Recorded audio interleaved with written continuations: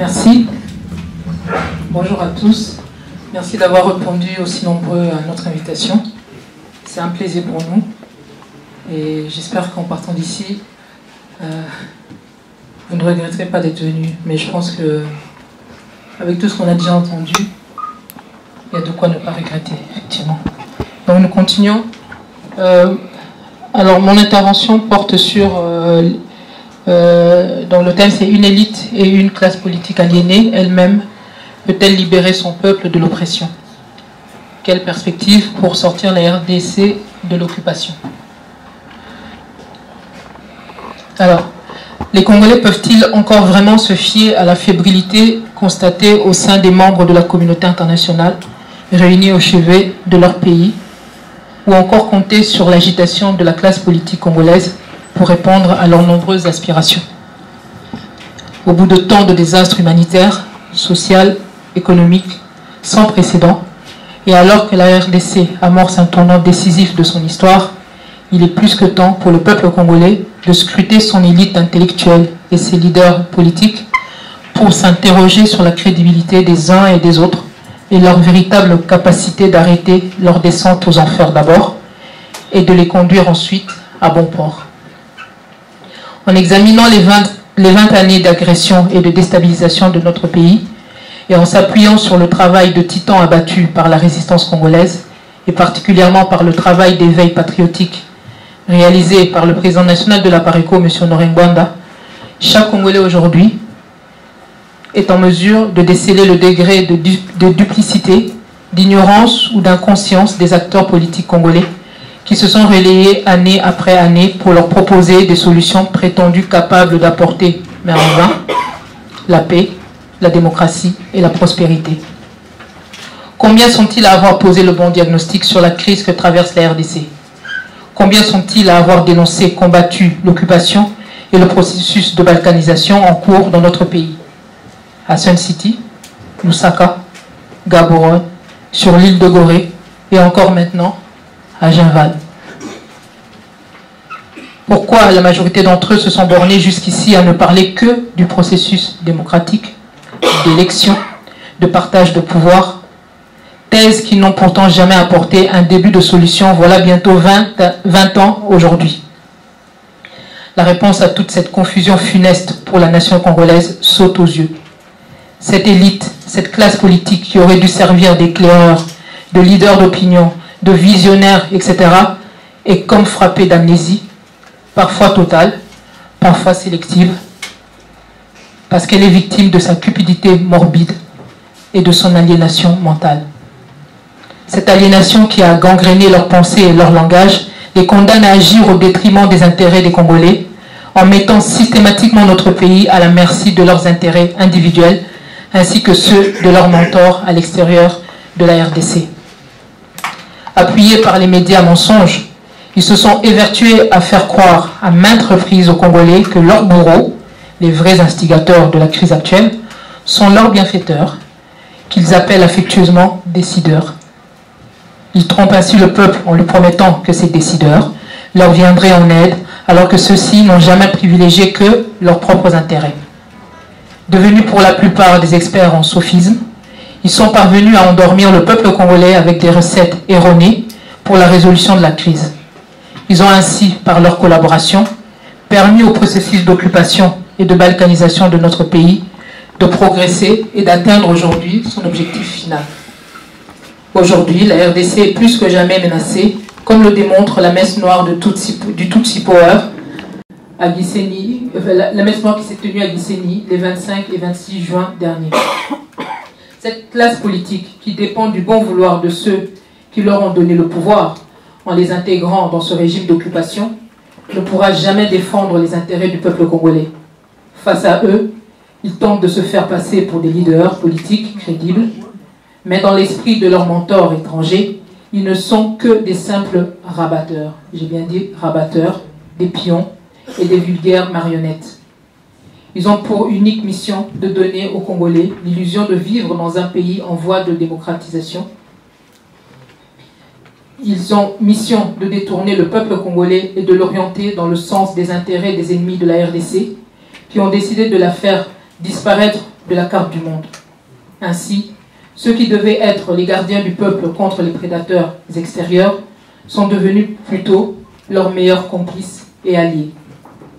Pour en sortir et sauver la RDC, notre jeunesse en particulier doit rompre ce cercle vicieux qui condamne notre peuple à attendre vainement des solutions de la part de ceux qui sont en réalité les causes premières de ces souffrances.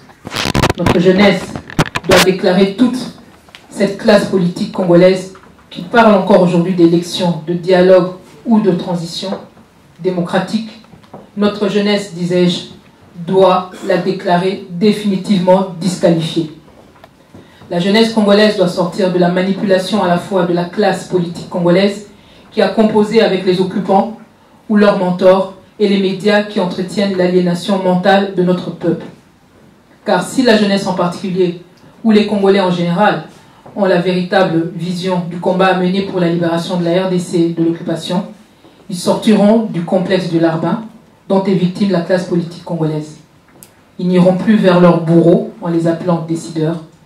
Ils feront honneur à ceux qui, avant eux, ont versé leur sang ou se sont battus pour qu'à notre tour, nous puissions jouir de la terre de nos ancêtres en toute liberté.